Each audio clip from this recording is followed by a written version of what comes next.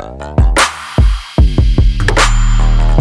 दोस्तों, नमस्कार। आज हम जानेंगे कि आरएसएस और भारतीय तिरंगे के बीच संबंध के इतिहास को तथ्यों के आधार पर। चलिए शुरू करते हैं। आरएसएस कौन है? आरएसएस हिंदुओं को संगठित करने की एक संस्था जिसकी स्थापना 1925 में केशव बलराम हेगड़े ने किया था। आरएसएस जो तिरंगे का शुरू में विरोध करती रही, तो पहले जान लेते हैं तिरंगा क्या है। 22 जुलाई 1947 को जब तिरंगे को स्वीकृति मिली, तब से आरएसएस ने इसका थोड़ा विरोध करना शुरू किया। पहले जान लेते हैं कि तिरंगे में कौन कौन से 3 रंग होते हैं। तिरंगे में 3 रंग होते हैं, केसरिया, सफ़ेद और हरा। केसरिया जहाँ त्याग, बलिदान और साहस का प्रतीक है। सफ़ेद रंग जहाँ सत्य, शांति, अहिंसा इत्यादि, सादगी इत्यादि का प्रतीक है। वहीं हरा रंग हरियाली, प्रसन्नता, समृद्धि, प्रसन्नता इत्यादि का प्रतीक है। इन 3 रंगों के साथ साथ नीले रंग का जो चक्र है वो गतिशीलता का प्रतीक है, समय चक्र को दर्शाता है।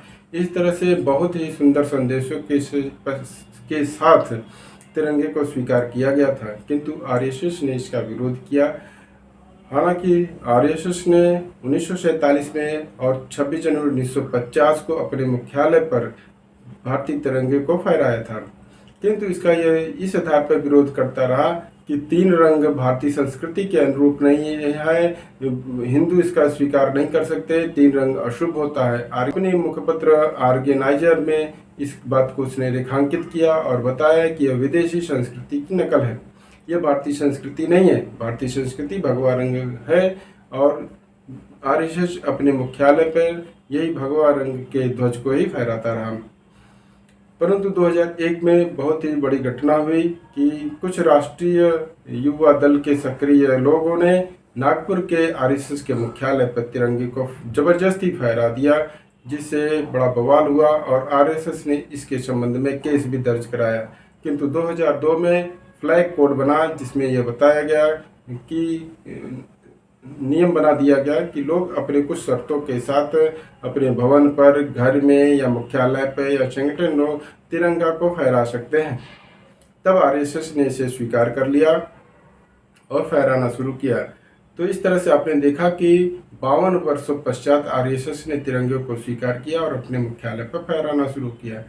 तो कांग्रेस जैसे कुछ अन्य संगठनों, संस्थाओं ने आरएसएस का इस आधार पर विरोध करते हैं कि वह 52 वर्षों तक तिरंगे का अपमान करता रहा, तिरंगे को नहीं स्वीकार किया।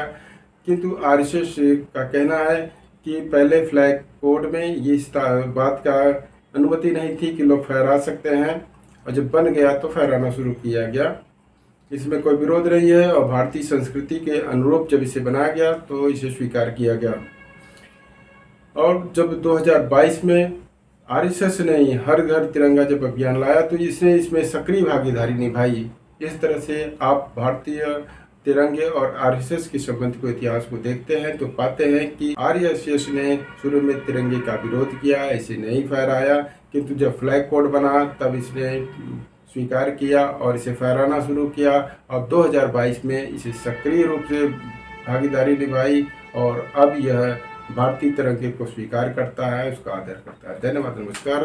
आपको यह वीडियो कैसा लगा कमेंट सेक्शन में बताइएगा और इसको लाइक, शेयर, सब्सक्राइब कीजिएगा। धन्यवाद।